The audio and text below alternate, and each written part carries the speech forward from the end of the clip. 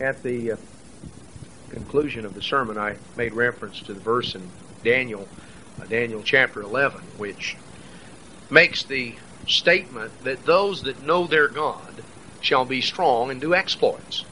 And ultimately, the work of God is going to be finished. It's going to be cut short in righteousness. We're told by the Apostle Paul in Romans chapter 9, it's going to be cut short in righteousness. A short work will the Lord make upon the earth. And Daniel tells us in Daniel 11 exactly who it is that God will use to accomplish that work. Those that know their God shall be strong and do exploits. I would like to focus our attention in this afternoon on what it means to truly know God. Because ultimately the key to being used of God involves our knowing God. Now we live in a paradoxical world because on the one hand, there has been a vast increase in knowledge. We have seen the world change, and those of you who are older have seen it change even more.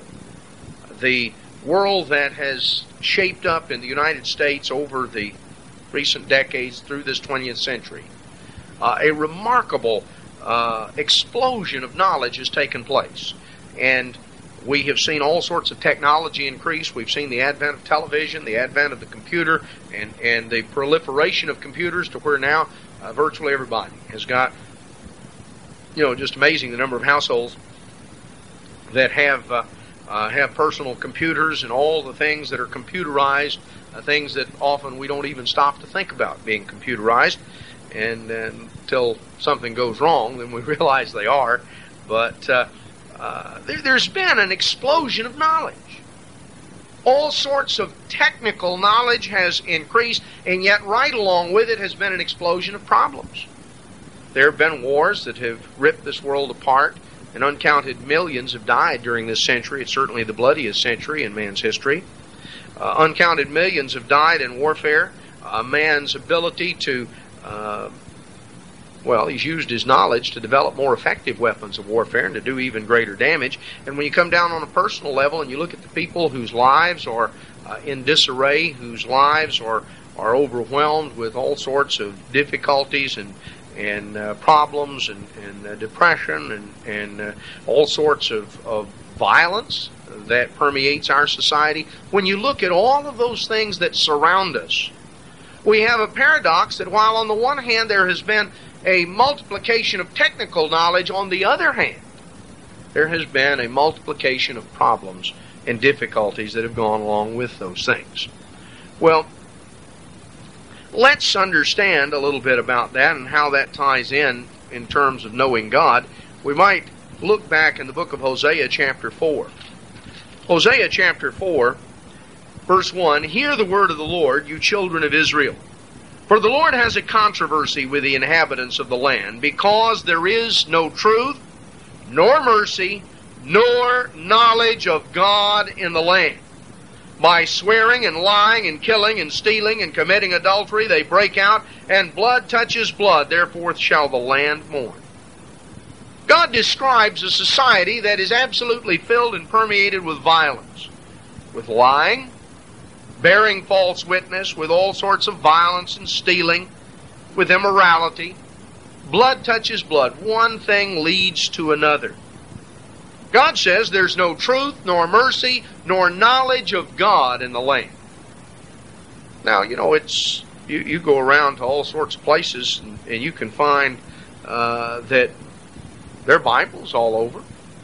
You can go in to check into just about any little motel you want to. It can be a big fancy one, or it can be a small one, maybe 5 or 6 units there on a hilltop in Arkansas. And you look in there, and they've got a Bible in the room. All their Bibles all over the place. I've sort of made a practice of looking, and a number of times I figure I'm the first person that's ever opened that Bible because the pages are still stuck together.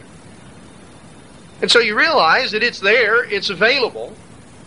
Hundreds of people, thousands of people over a few years come through a particular motel room. And yet, while the knowledge of God is available in our land, there are Bibles everywhere.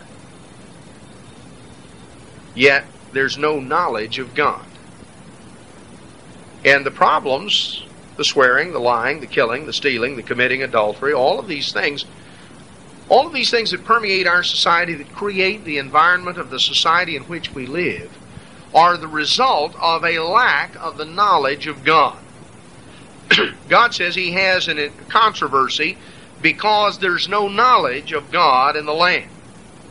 He talks about the land mourning, languishing. Then it comes on down in verse 6, He says, "My people are destroyed for lack of knowledge, because you have rejected knowledge. I will also reject you, that you should be no priest to me, seeing you have forgotten the law of your God. I will also forget your children. As they were increased, so they sinned against me."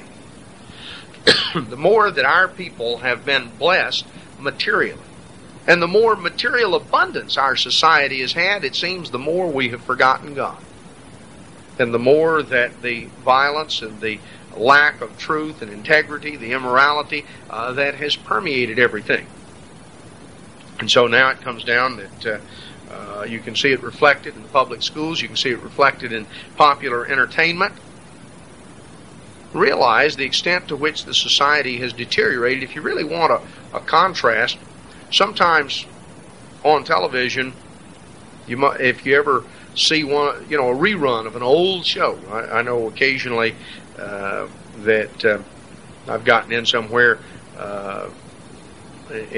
maybe late at night or something on a trip, and just was going to relax for a few minutes, and you flip around on there, and there's a rerun, some old black and white version of I Love Lucy from way back in the 50s.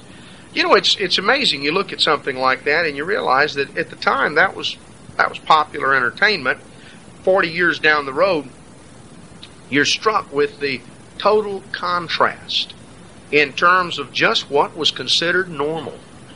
You realize society has undergone such a change in terms of that. There has been, God says, as they were increased, so they sinned against me. My people are destroyed for lack of knowledge, because you have rejected knowledge. You see, it's not that knowledge has been totally unavailable. It's not that it's been inaccessible. But our people nationally have rejected knowledge and continue to reject knowledge.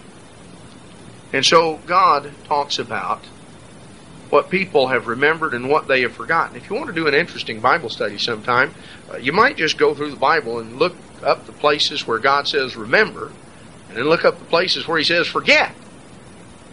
It's amazing. People manage to forget what He said to remember, and they remember what He says to forget. Mr. McCarty was talking about in the sermon, talking about the Sabbath. Now, it's interesting. That's the only one of the commandments that starts with the word remember. And that's the one people want to forget the most. You can ask your Baptist friend, and he doesn't think, he believes that killing, that's bad. I mean, that's, it's funny. People say, well, I don't, is keeping the Sabbath, does that involve my eternal life? Well, does killing involve your eternal life? Does bowing down to idols involve your eternal life? Having another God before the true God, does that involve your eternal life? Oh, well, maybe they hadn't thought about it that way. They say, well, you can't earn salvation. That's right, you can't. But you can earn death. The wages of sin is death. So no amount of Sabbath keeping is going to earn me salvation. But Sabbath breaking, which is sin, can earn me death, because the wages of sin is death, and wages are what you earn. So we can certainly transgress God's law and earn eternal death. That's what sin is, and that's what we earn. Well, God talks about people rejecting knowledge. They have forgotten what they needed to remember. They have forgotten the law of God, as it says here in Hosea chapter 4 and verse 6. You have forgotten the law of your God, and I will also forget your children. We see that there is knowledge that is lost, knowledge that is forgotten, knowledge that is rejected, and there are serious consequences.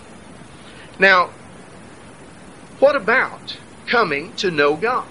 How can you come to know God? Because, well, God is God. Now, all sorts of religions and philosophies have their ideas about God. Not only the professing Christian religions, but all sorts of religions. Everybody's got various ideas about God.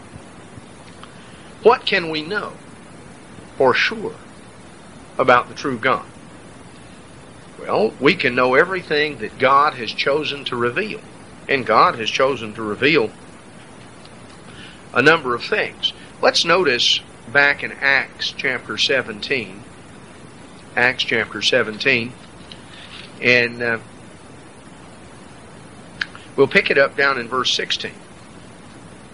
Paul was in Greece, and he had traveled to Athens. And while Paul waited for his companions to join him there in Athens, we're told in verse 16 that his spirit was stirred in him. He saw the city wholly given to idolatry. There were idols everywhere.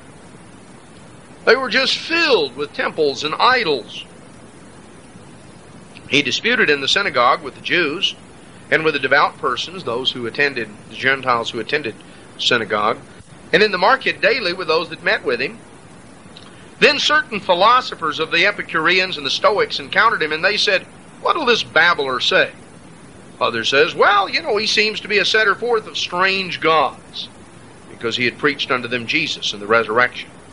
So they took him and they brought him to the Areopagus, saying, "May we know what this new doctrine whereof you speak is? We understand you've got something new, and we'd like to hear it. You bring strange things to our ears, and we want to know what these things mean." Verse 21, "For all the Athenians and strangers which were there spent their time in nothing else but either to tell or to hear some new thing." They love to discuss. Now, Athens considered itself the center of knowledge in the ancient world. It was the site of the great university, the greatest school of knowledge of that day, for many centuries before and after. The academy, founded by Socrates, presided over later by Plato and Aristotle. The academy was located there at Athens. And Athens, though Athens and the rest of Greece had been conquered militarily by Rome, in some ways Athens had conquered Rome when it came to philosophy and to culture and to all of these things. The Athenians were looked upon, the Greeks in general and Athenians in particular, were looked upon as the possessors of great knowledge. This was the center of the greatest university, the greatest center of learning of the ancient world, the academy there in Athens. These people loved to talk and to discuss and to argue. They liked to hear and tell some new thing. They were really taken with novelty. They considered that they were very learned, very educated. They looked down on the rest of the world. In fact, the Greeks divided the world into two categories: Greeks and barbarians. That was everybody. If you weren't a Greek, you were a barbarian. And that was sort of the way they viewed things. They were smarter. They were more educated. They were just sort of a cut above. And even great mighty Rome, which ruled the world, imported Greek teachers to teach their children and to tutor the young. And those who were really going to have an academic degree that meant something, they wound up and traveled to Greece to study in Greece, study in Athens for a while. So this is the crowd of people Paul is dealing with, a people who very much are impressed with what they know. And Paul has noticed that they have got idols everywhere. And so when he stood in the midst of Mars Hill, verse 22, he said, "You men of Athens, I perceive that in all things you are very religious." That's really the sense of it. I see that you are really religious folks. As I passed by and beheld your devotions, I found an altar with this inscription: "To the unknown God, whom therefore you ignorantly worship. Him declare I unto you, God that made the world and all things therein, seeing that He's Lord of heaven and earth, dwells not in temples made with hands. Neither is worshipped with men's hands as though He needed anything, seeing He gives to all life and breath and all things." He said, I'm going to educate you people today because I notice there's something you are ignorant about. You don't know the true God. The God, you've tried to cover all the bases. You got altars to every God that I've ever heard of all over the place. And then in case you left one out, you've got an altar to the unknown God. Well, the unknown God, the one that's unknown to you, is the one I'm going to declare unto you. He's God that made the world and all things therein. He's Lord of heaven and earth. You know, He is the unknown God. He's the one you don't know. The one you don't know is the true God. He is the God that made everything. He created the heavens and the earth. He is the Lord, the ruler of heaven and earth. He doesn't dwell in a temple made with hands. He's the one who made everything. You can't build a house over here and figure that, that's His house and He's there, as though He's restricted to that. He doesn't need anything. The Greeks, their concept, as they offered sacrifices on the altar, they considered that these sacrifices were food for the gods. This was to give the gods a feast, and this is to feed the gods. Well, Paul says that's pretty stupid. The God that made everything, that gives to everything life and breath, what does He need from you? You think He's going to starve if you don't feed Him? That doesn't make any sense. He's made of one blood all people, all nations of men, for to dwell on all the face of the earth. He's determined the times before appointed, the bounds of their habitation, that they should seek the Lord and find Him, though He be not far from every one of us. For in Him we live and move and have our being, as certain also of your own poets have said, for we are also His offspring. For as much then as we are the offspring of God, you ought not to think of the Godhead as like unto gold or silver or stone, graven by art and man's device. If we're the offspring of God, then why would you think that God is that little golden statue over here, or that stone statue? That which you have carved and made. Why would you worship that and consider that that's God? God is the one who made us. We're His offspring. The times of this ignorance, verse 30, God winked at, but now commands all men everywhere to repent. Because He's appointed a day in which He will judge the world in righteousness by that man whom He has ordained, whereof He has given assurance unto all men, and that He has raised Him from the dead. And when they heard of the resurrection of the dead, some mocked, and others said, We'll hear again of this matter. Paul departed from among them. Howbeit certain men clave unto him and believed, among the which was Dionysius the Areopagite, and a woman named Damaris, and others with them. Evidently, there were very few people who were converted in Athens. It mentions 2 individuals and others with them, probably extended family. So, as smart as these people were, they really weren't very smart, were they? Now, they thought they were very smart. They thought they knew all kinds of things. They were the center of knowledge, the center of learning. They spent hours in discussion, in hearing and telling some new thing, and arguing about various theories. Oh, they thought they had so much knowledge, and they were very religious folks. You could just find altars all over Athens. And Paul said, for all of this, you are ignorant. You are ignorant of the true God, the God who made everything. You don't know about the true God, and yet there are things there that you should have been able to figure out. Why are you worshiping metal and stone and wood, when you ought to be able to figure out that God is the one who gave you life? And therefore, if you sit down and carve a piece of stone, that's not a God. Paul explained these things to them, but we find that very few responded. These people were proud of their knowledge, and yet in reality they had rejected and were rejecting the most important of knowledge. These were the educated of the day, and yet they were rejecting true knowledge, true education. Let's come on back to Romans chapter 1. Sort of ties right in with this. In Romans chapter 1, Paul explains down in verse 18. The wrath of God is revealed from heaven against all ungodliness and unrighteousness of men who hold the truth in unrighteousness, or who hold back or suppress the truth in unrighteousness. Because that which may be known of God is manifest in them, for God has showed it to them. For the invisible things of Him from the creation of the world are clearly seen, being understood by the things which are made, even His eternal power and Godhead, so that they're without excuse. There's a lot that can be known about God that God reveals through the creation. You know, it's amazing. The invisible things of Him are revealed through creation. You look around and just take something as, just take a little tiny seed. A lot of times we teach little kids about certain things, get them a little styrofoam cup, put some dirt in there, they can plant a seed. And they plant that seed in there, and they put a little water in there, and over a period of time, after a few days, this little tiny green sprout begins to come up out of the dirt. And this little tiny plant begins to come up, and it begins to grow, and they can watch it day by day.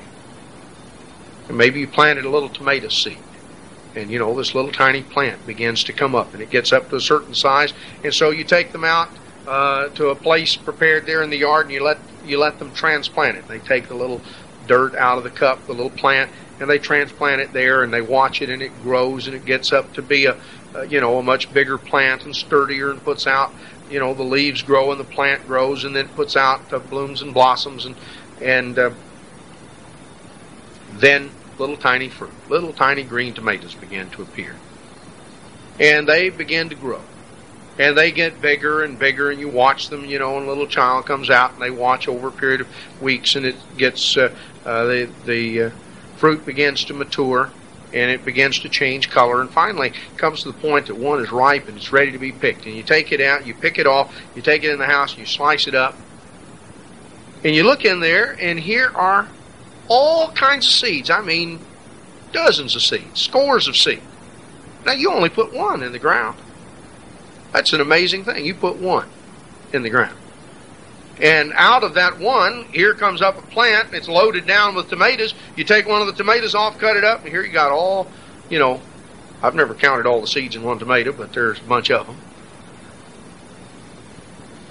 Now, that tells you something. Scientists are supposed to be so smart, and they figured out everything. Oh, they can tell you all the components, and they can tell you about the DNA, and they can tell you about this molecule and that molecule and all of the chemical components. But for all of that, they can't make a little seed. They can tell you all this, and they've analyzed it, they know all about it. Well, they don't know all about it. Because you see, they can't make a little seed. They can't take their chemicals and pour them in a beaker and all of a sudden somehow come out with a little seed that you can plant, and it will grow and go up and produce tomatoes or anything else. Oh, they can take seed that have already been produced by the plant, and they can monkey with them and maybe alter certain things or do various things to it. But they can't create a seed. They can't create life. Now, the invisible things of Him from the creation of the world are clearly seen. When you look at the creation, you know there's got to be a life giver. There's got to be a designer. We can understand some things about God. You look at the things. Look at this lectern. Now, if I were to tell you that, one of us had just sort of gone out in the woods and we'd found this lectern, it had just grown like that. It just had sort of evolved there from. You'd think, well, what kind of a nut are you? Somebody made this lectern. They got wood, and they got, saws and hammers and nails and glue and stain and varnish, and they made it. First, they conceived it in their mind. They imagined in their mind what it ought to be, perhaps drew out a plan, or maybe just envisioned it in their mind. They measured things out, and they cut it to fit in a certain way, and they put it together according to plan. And they in that sense, they created or made this lectern. They didn't really create it out of nothing because they had to, they went to the store and got the wood. Well, the store didn't manufacture the wood. They got it from a sawmill or a plywood plant. Ultimately, came back, some logger went out and cut some trees down and hauled them to the mill. Now, the trees were there because they had just grown. The trees had grown up. That came from God. You go back to what God has made. That is the basis of everything that man makes. But when you see anything that's designed, just something as simple as a chair or a lectern or certainly a piano, you're able to figure out somebody made this, somebody envisioned it, somebody brought it into being. When we look around at things that are a lot more sophisticated than a chair or a lectern or a piano, when you look at just a tiny seed, it's got a lot more built into it and required a lot more knowledge and a lot more understanding, a lot more depth than to create that seed than any of the things we see around us that man has made. And of course, what man made, he made from pre-existing material. But the invisible things of God from the creation of the world are clearly seen. We begin to understand that there is a creator, there is a designer, there is a supreme intelligence. There is one who possesses great power. Whether you're looking at a little tiny seed that is able to sprout and grow and produce tomatoes or grow all the way up to be a huge oak tree, or whether you're looking out at the sky and you're looking at the stars scattered across the sky, you look at the magnitude of what God has done, the detail of design, everything works. Things have been designed in a marvelous way. We begin to understand that there is a creator who possesses power and intelligence. He possesses life because life comes only from life. No, scientists can't even fully define what life is, or certain things they know about it. They argue about it. But even a child can tell the difference between a dead dog and a live one. There is a clear distinction between life and death. Now, one of the things that is characteristic of life is that life reproduces. And it reproduces after its own kind. People do that. Animals do that. Plants do that. Life reproduces itself.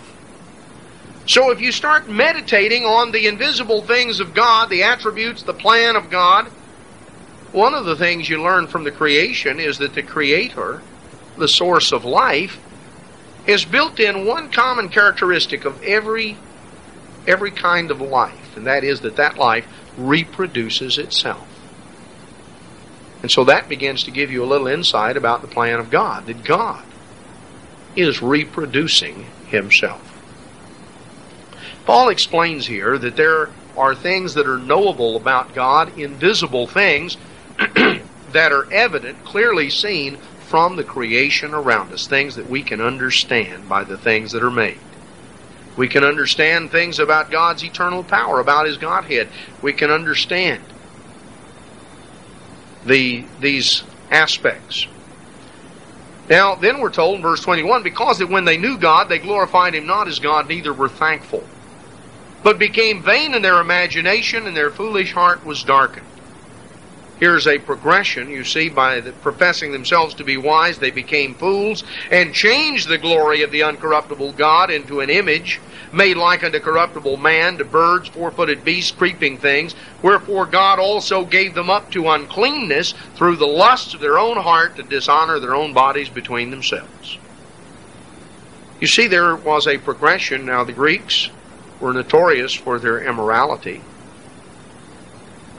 We find right after the flood, obviously the knowledge of the true God was available to everyone. The human family was very small. Yet within 100 years after the flood, Nimrod had the people building the Tower of Babel. When they knew God, they glorified Him not as God, neither were thankful.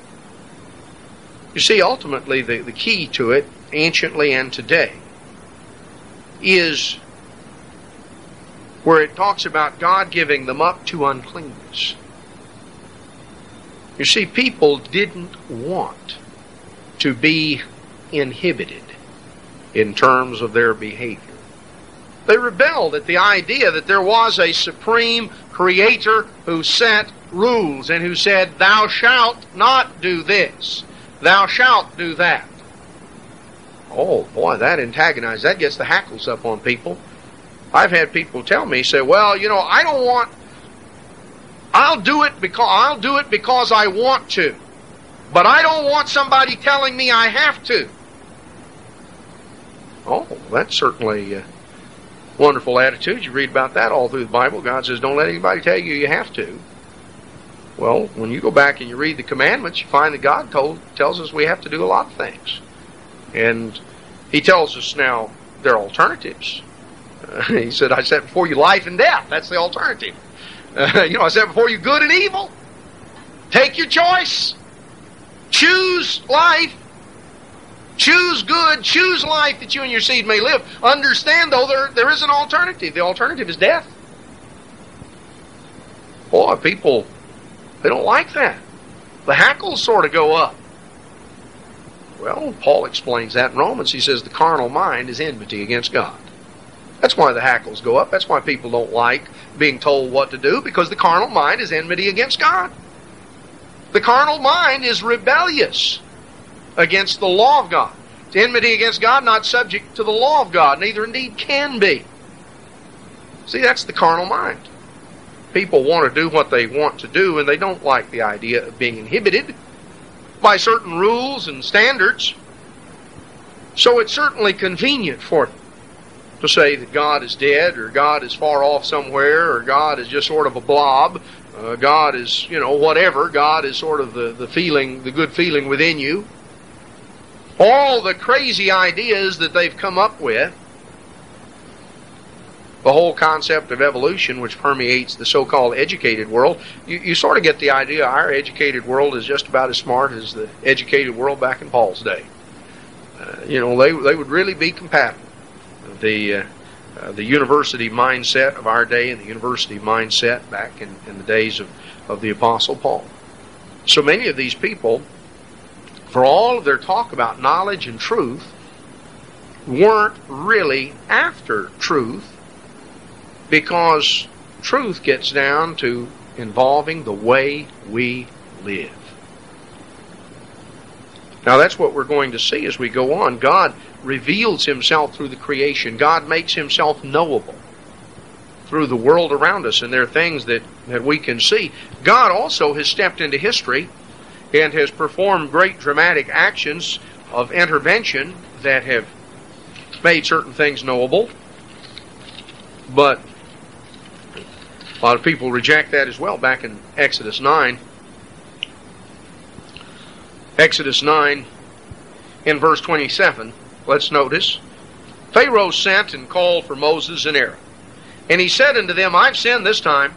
The Lord is righteous, and I and my people are wicked. Entreat the Lord, for it's enough, that there be no more mighty thunderings and hail, and I'll let you go, and you will stay no longer. Here's Pharaoh making a promise. Moses said unto him, as soon as I'm gone out of the city, I'm going to spread abroad my hands unto the Lord, and the thunder shall cease, neither shall there be any more hail, that you may know how that the earth is the Lord's. But as for you and your servants, I know that you will not yet fear the Lord. Moses said, I'm not kidding myself. I know you don't really fear God. As soon as this is over with, you're going to revert back to being the way you were. But I want you to know that the eternal rules the earth. You may know that the earth is the Lord's. God is the one who can send the thunder and stop it. He's the one who can send the hail or stop it. That you may know that the earth is the Lord's. Well, Pharaoh didn't really learn his lesson that time, did he? He was ready to make promises in order to get his way, in order to get some relief, but as soon as the pressure eased up, he went back to being just the way he was. That's sort of a carnal-minded approach, but we find that sometimes. People make all sorts of promises when the pressure's on, but as soon as the pressure's off, they revert back to the way they were. Deuteronomy chapter 4, a little bit later. Deuteronomy chapter 4, verse 32. But ask now of the days that are past, which were before you, since the day that God created man upon the earth. And ask from one side of heaven to the other whether there's been any such thing as this great thing is, or that has been heard like it. Did ever people hear the voice of God speaking out of the midst of the fire as you've heard and lived? Or has God essayed to go and take him a nation from the midst of another nation by temptations, by signs and wonders, by war, by a mighty hand, by a stretched out arm, by great terrors, according to all that the Lord your God did for you in Egypt before your eyes? Unto you he showed it, that you might know that the eternal, he is God. There's none else beside him. Out of heaven he made you to hear his voice, that he might instruct you. Upon the earth he showed you great fire. You heard his words, because he loved your fathers. He chose their seed. Coming on down, verse 39. Know therefore this day, and consider it in your heart, that the Lord he is God in heaven above, and upon earth beneath there is none else. You shall keep therefore his statutes and his commandments, which I command you this day, that it may go well with you, and with your children after you, that you may prolong your days upon the earth which the Lord your God gives you. So here, we're told, God says, I want you to know that God is God in heaven above and on the earth beneath, and you are to keep statutes and commandments that I command you. And these statutes and commandments are for your good. So God says, I want you to know who I am. I want you to know that I am the ruler, the creator. And I want you to keep the laws that I've given, that you may prolong your days. You know, those of us as parents, when we had little children coming up, we taught them certain things because we wanted them to prolong their days, right? You don't want them out playing in the streets. You know it's dangerous. You don't want them going here or doing that is dangerous, that can hurt them. Oh no, don't play with that. Don't run with that. Don't touch that. Stay away from that. Because they don't know. And they can get themselves in such a mess. Well, you know, little bitty kids aren't the only ones who can get themselves in such a mess. Just look around at the world that adults have made. God says, I want you to keep my laws, that you may prolong your days. I want you to have a knowledge of me, because it will lead to life for you. The knowledge of God is intended to direct us into the pathway of life. The knowledge of God leads to life. The absence of the knowledge of God leads to death. Notice back in Psalm 78.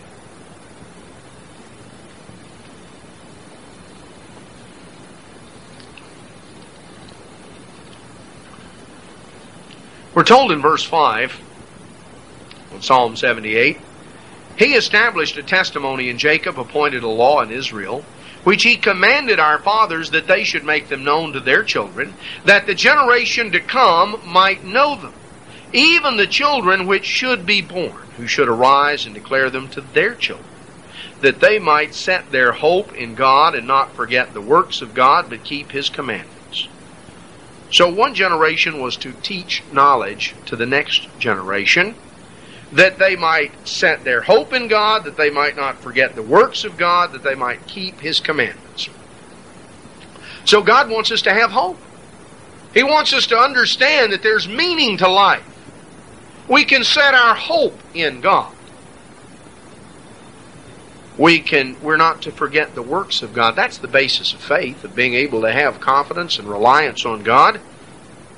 Because when we think back on the mighty things that God has done, there is a basis to trust God. They have confidence and faith in Him.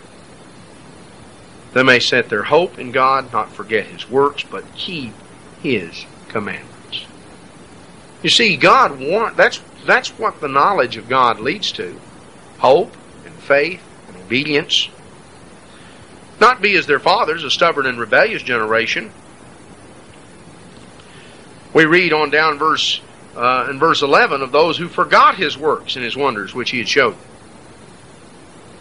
We read on down in verse 22, because they believed not in God and trusted not in His salvation.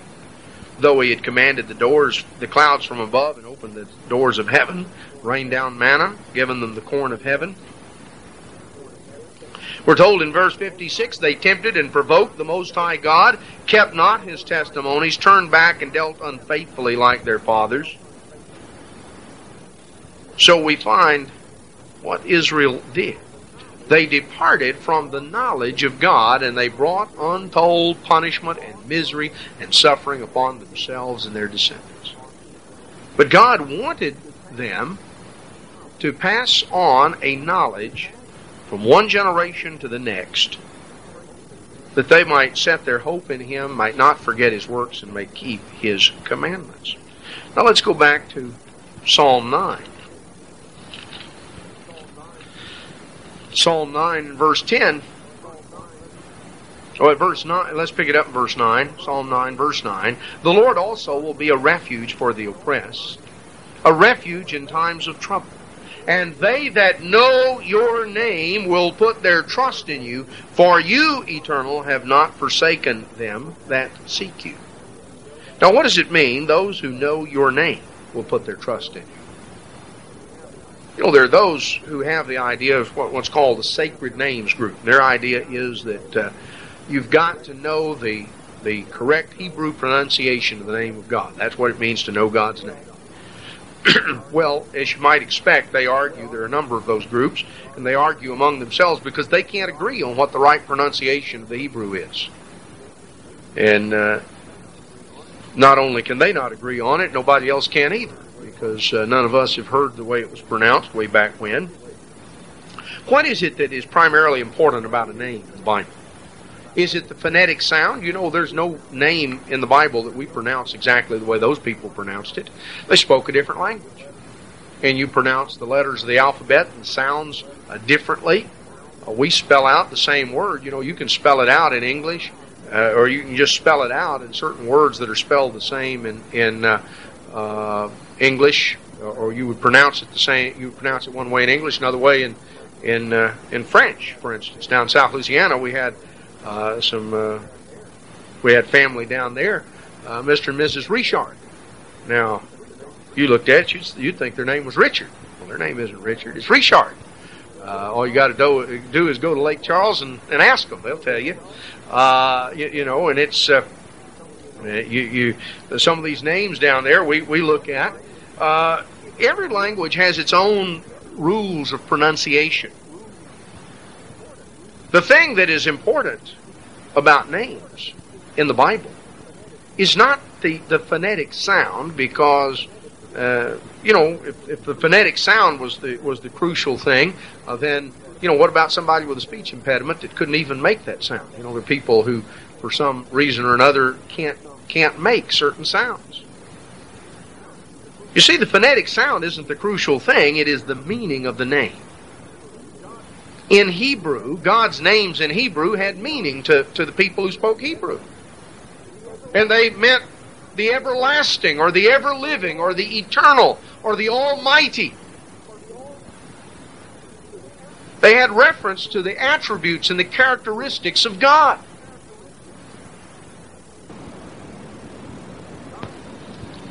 God's names are ways that God has of revealing His nature and His character.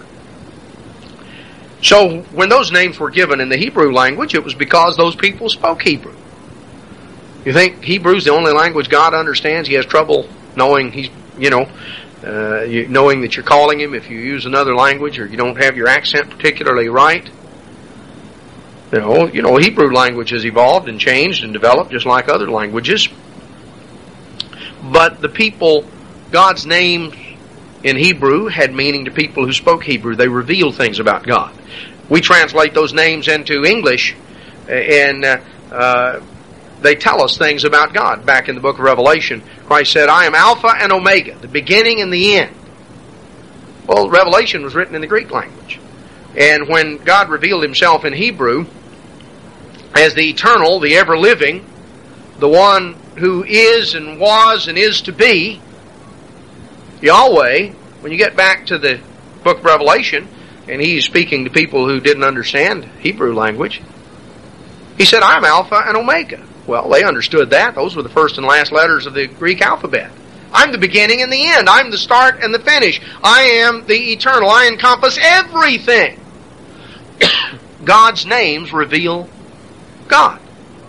You find in the Bible God often changed the names of people because those names had meaning, and when something changed about the character and the nature of an individual, God changed the name. Lucifer ceased to be a light bringer, became an adversary, so God changed his name to Satan. He was slandering God, making all sorts of false accusations, slandering God among the angels, so God called him the devil, which means the slanderer. You know, you find he's given many names. Back in Revelation, he's referred to in the Hebrew tongue Abaddon, and the Greek Apollyon. Well, both of those have the same meaning. They mean the destroyer. In English, we just say the destroyer.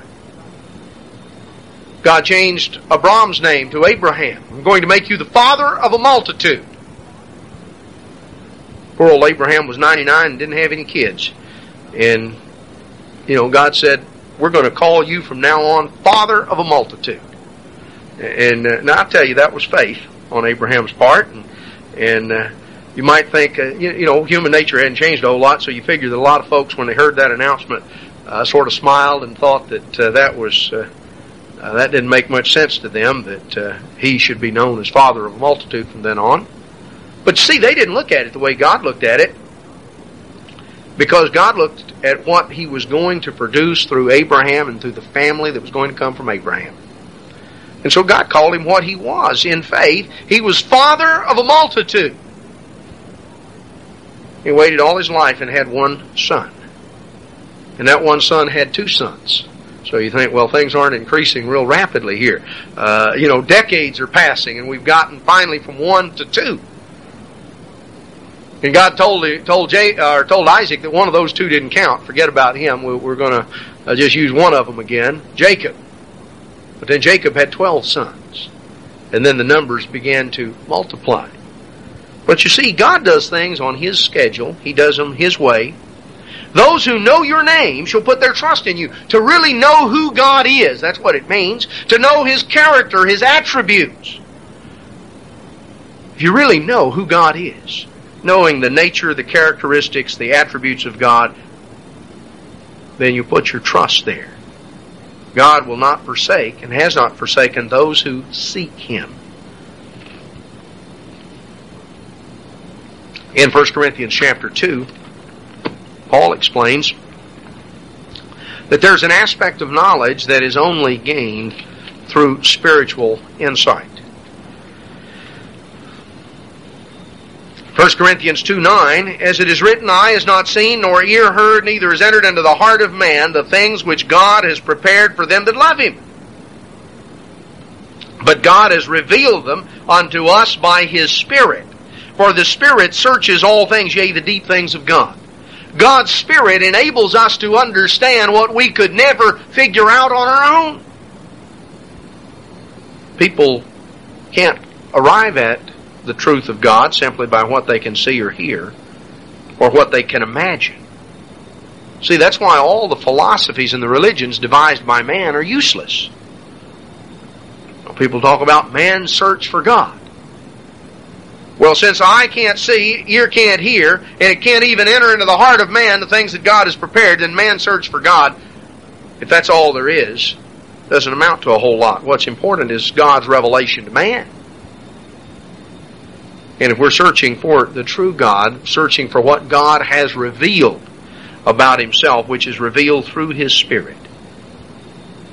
You can't understand human things except for the spirit of man that sets human mind apart from the animal brain, and even so, the things of God knows no man but for the Spirit of God. That enables us to understand on a spiritual level.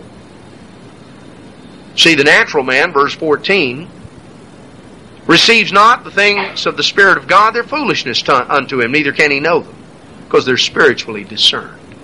They don't make sense to the carnal mind.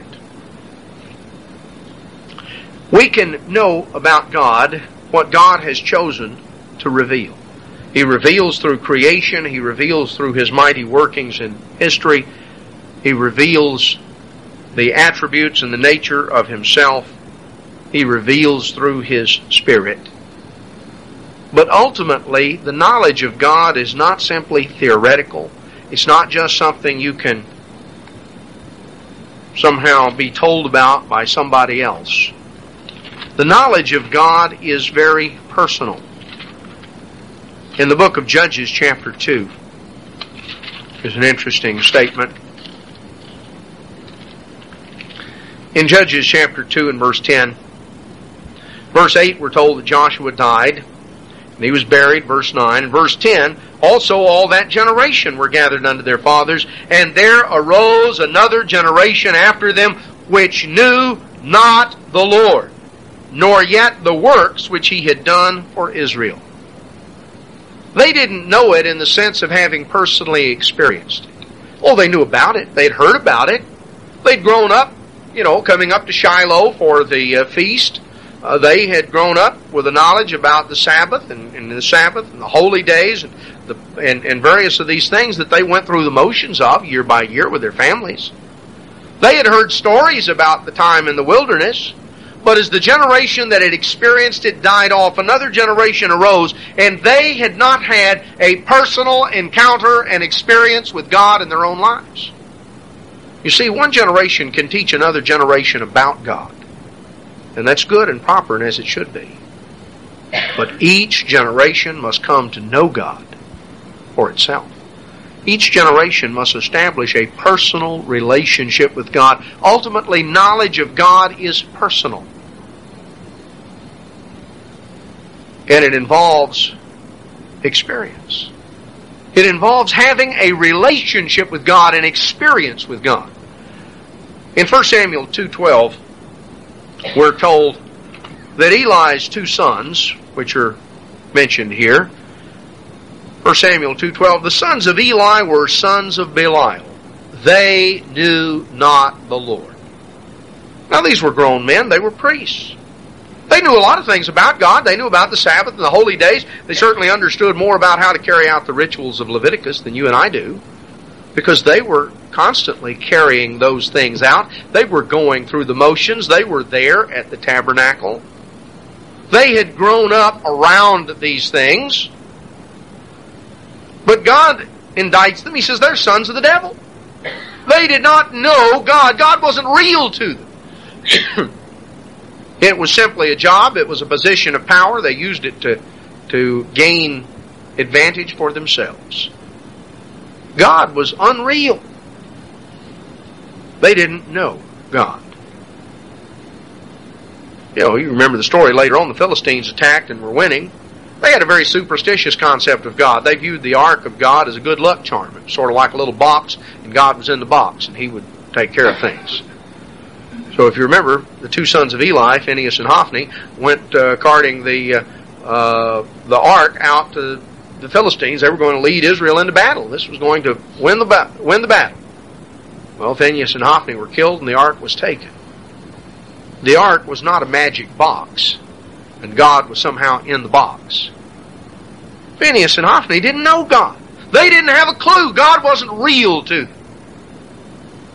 They just simply went through the motions. Now we're told just a few verses down in chapter 3 about the child Samuel, who ministered unto the Lord before Eli. Now Samuel was growing up, and he was there carrying out certain functions as a child, as a servant, learning here in the tabernacle. And the story is told of how Samuel and Eli went to bed one night, and Samuel heard a voice, and he went running into Eli and said, "Here I am, what do you want?" And Eli said, "I didn't call you. You need to go back and lie down, go to sleep." Verse 6, the Lord called yet again. Samuel arose, went to Eli, said, "Here I am, you called me." He answered, "I didn't call you, my son. Lie down again." Notice verse 7. Now Samuel did not yet know the Lord, neither was the word of the Lord yet revealed unto him. Samuel did not yet know the Lord. Now Phinehas and Hophni never came to know God, because they weren't interested in becoming acquainted with God.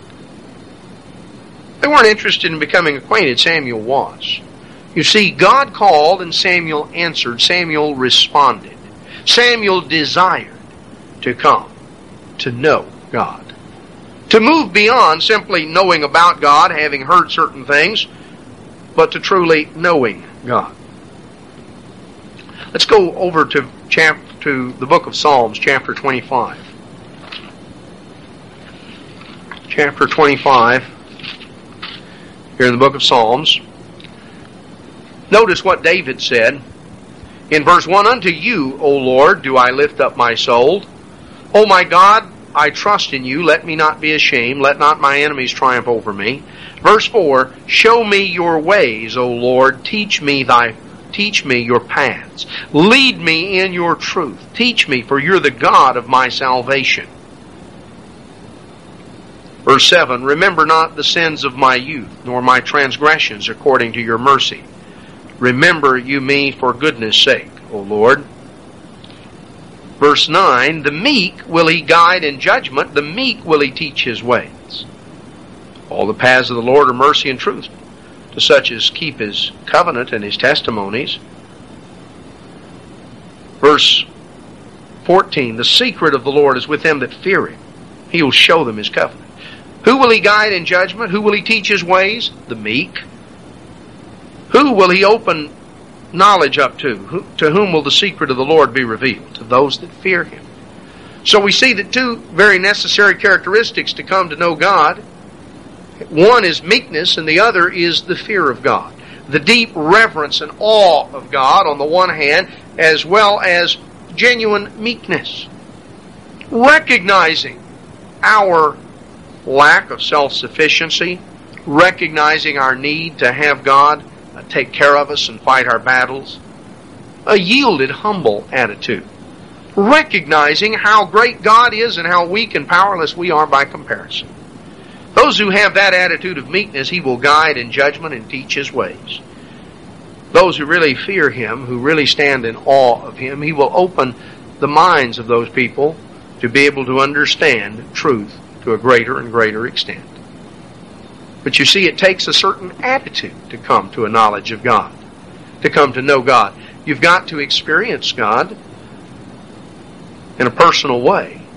And in order to really be able to gain a knowledge of God, it takes a certain attitude. In Isaiah 28,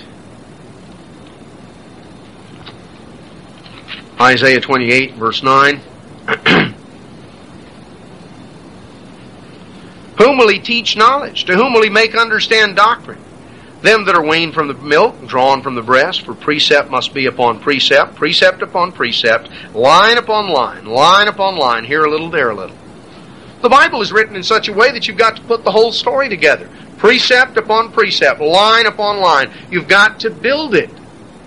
You can't just take one verse out of context. You've got to study the whole book and realize that verses will explain, will enlarge upon, will modify other verses. And the truth becomes apparent. Precept upon precept and line upon line. To whom will He teach knowledge? Those that are growing in spiritual maturity, who are weaned from the milk and drawn from the breast. Those who are beginning to mature and who are able to digest other things, then we can go on and we can increase in knowledge. Back in Isaiah 55, a little further back here in the same book. Isaiah 55, verse 6. Seek you the Lord while He may be found. Call upon Him while He is near. Let the wicked forsake his way, the unrighteous man his thoughts. Let him return unto the eternal, and He'll have mercy upon him. To our God He will abundantly pardon. For my thoughts aren't your thoughts, neither are your ways my ways, says the Lord. So we find that if we're going to come to know God, we've got to seek Him while He might be found. And that involves, how do you seek God? Well, the wicked forsakes his way, the unrighteous forsakes his thoughts. We return unto God. We turn around and go the other way. We repent. We realize we can't hold on to our ways. We've got to reject our ways and seek God's ways. Seek the Lord while he may be found. We come on down here a little bit further. Let's go back to the book of Psalms and let's notice something. Because this is also an aspect of coming to know God. One that maybe we don't think of in quite the same way. This is a part of the experience that we have. Notice what David said in Psalm 139. Psalm 139, verse 1. He says, O Lord, you have searched me and known me. You know my downsitting and my uprising. You understand my thoughts afar off. You've compassed my path, and of my lying down you're acquainted with all my ways. There's not a word in my tongue. But you, O Lord, you know it altogether. You beset me behind and before and laid your hand upon me. So David goes through and he says, you've searched me and known me. You see, not only the knowledge is two-way, God is coming to know us. He searches us, He knows us, He is aware of what is going on in our heart, in our mind. You go back to the book of Genesis and you read about how God tested and tried Abraham. People say, well, why would God test His children? Why does God test His children? Well, if we're children of God, we're heirs. Heirs of God. Joint heirs with Christ. That's what Paul tells us. Heirs of God and joint heirs with Christ. God is the Lord high God, the possessor of heaven and earth. God owns everything. If we're His heirs, that means we stand to inherit all things. God is preparing us for an awesome inheritance. And so He tests us and He tries us. Not from a standpoint of trying to trip us up and make us fail, but from a standpoint of helping us to become like Him. Because in the process of working with us, God knows us. And we come to know God because we come face to face with our inadequacy, with our lack of self-sufficiency, and we learn to recognize and accept a dependence upon God. When we learn how to begin to yield to Him and to walk with Him, recognizing that we can't fix ourselves. And you see, as long as we hang on to the illusion of self-sufficiency and we try to fix ourselves, we always fall short. But God searches us and knows us. Searches our hearts and our minds. He put Abraham and others to the test. He said of Abraham, I know him. I know him.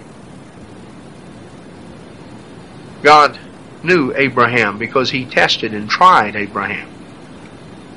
He came to recognize and to see certain things that He could depend on forever in Abraham. Back in Deuteronomy chapter 8, verse 2, here's one of the things we're to remember. Deuteronomy 8, verse 2, you shall remember all the way which the eternal your God led you these 40 years in the wilderness, to humble you and to prove you, to know what was in your heart, whether you would keep His commandments or not. And He humbled you and allowed you to hunger and fed you with manna, which you didn't know, neither did your fathers, that He might make you to know that man doesn't live by bread only, but by every word that proceeds out of the mouth of the Lord does man live. Remember the way that God led you these 40 years in the wilderness, to humble you, to prove you, to know what was in your heart. That's why God led them 40 years. God inspired Moses to record incidents of the period of the church in the wilderness. Paul tells us back in the book of 1 Corinthians that those things are written down for our admonition. They're written down as examples for us upon whom the ends of the age are come. And so we're able to look back and we see parallels over and over to the things that have happened in our time and in the church. Just take one example. Back in the 70s, Mr. Armstrong was gone, became gone for just a tremendous amount of time. He was gone a good 300 days out of the year from Pasadena.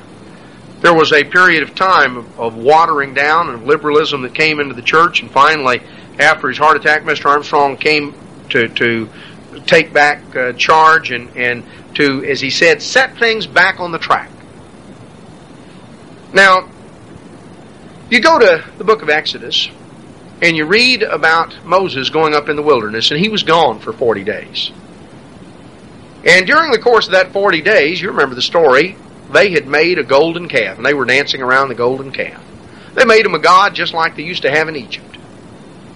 And Moses came down and found him. Now, do you think Moses was in the mountain 40 days because God wrote slow?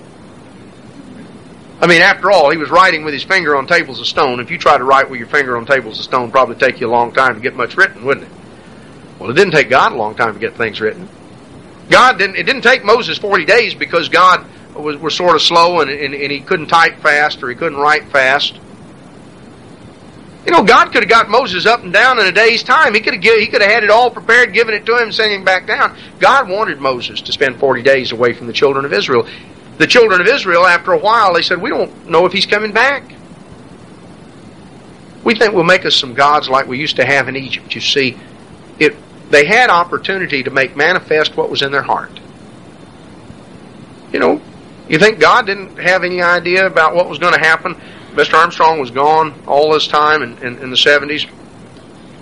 Well, you know, God could have worked things out some other way. But it gave people an opportunity to think, you know, he's out of sight and out of mind, and we can sort of do what we want to do. And then Mr. Armstrong came back, and God used him to put things back on the track for the next 7 years. And then he died. And there were evidently a number who hadn't learned anything from what had happened before, and they said, well, we know he's really not coming back this time. And so they made manifest what was in their heart. They built a golden calf and were out whooping it up, dancing around it. Well, you know, Paul says the things that happened to the church in the wilderness are written down for our admonition. And you go through Exodus, and you go through Numbers, and you go through these places that give you the story of what Israel did.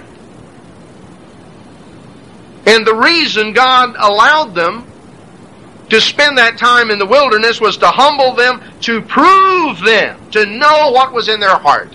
God allows us to go through things, through the ups and downs, the trials and tests, the things that come upon us, whether in our personal lives or in our family or in the context of the church, to humble us and to prove us, to know what's in our heart.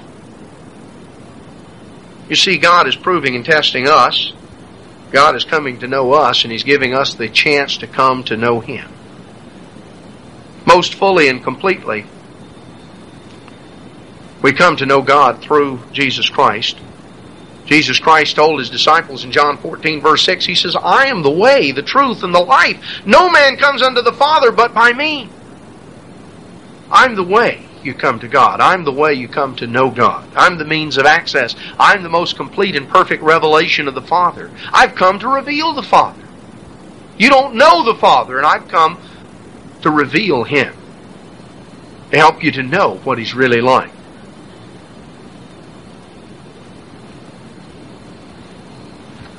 In 1 John chapter 2, 1 John chapter 2, in verse 3, hereby we do know that we know Him if we keep His commandments. He that says, I know Him, and keeps not His commandments is a liar, and the truth's not in him. You see, to know God is to know God's ways. And to have those ways as a part of us. Back in Jeremiah 31, a prophecy of the new covenant. And God inspired Jeremiah to write about the covenant that I will make. And he says in Jeremiah 31, verse 34, that in those days no longer will people teach every man his neighbor, saying, know the Lord, but they will all know me. They will all know me, from the least to the greatest.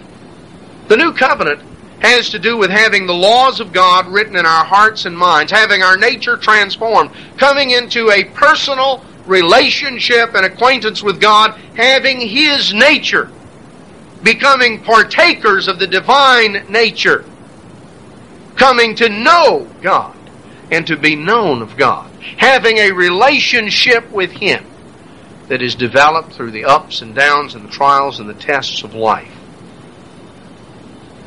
The knowledge of God that goes beyond simply what is superficial, but what has depth.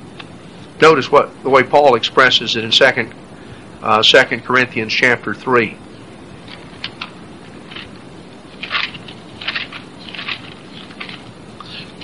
Talks about Moses coming down the mountain, having his face shining and having to put a veil on his face because of the people. And he explains the spiritual aspect of that in 2 Corinthians 3:14. Their minds were blinded. For until this day remains the same veil untaken away in the reading of the Old Testament, which veil is done away in Christ. But even unto this day, when Moses is read, the veil is upon their heart. Nevertheless, when it shall turn to the Lord, the veil shall be taken away. Now the Lord is that Spirit, and where the Spirit of the Lord is, there's liberty. We all, with open face, beholding as in a glass the glory of the Lord, are changed into the same image from glory to glory, even as by the Spirit of the Lord.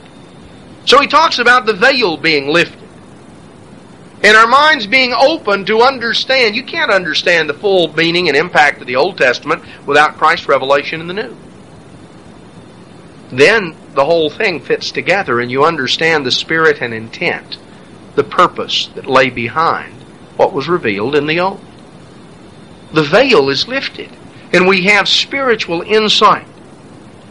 Now, Paul says it's like looking in a mirror and beholding the glory of the Lord. It's as though we're looking in a mirror and we see His glory reflected, and we see then our own reflection. And what we see is an amazing transformation. We're changed into the same image from glory to glory. There's a convergence. That our image begins to reflect more and more similarity to His image, and becomes more and more like it, and it moves by degree.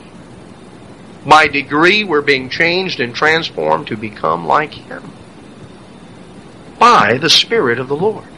To come to know God is to trust Him, to walk with Him, to become like Him.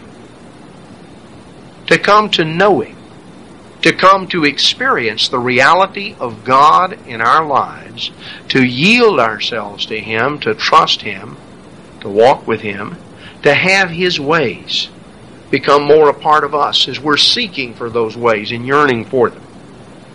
And gradually, step by step, an amazing thing happens. There is a transformation that we undergo by degree. We're changed into the same image.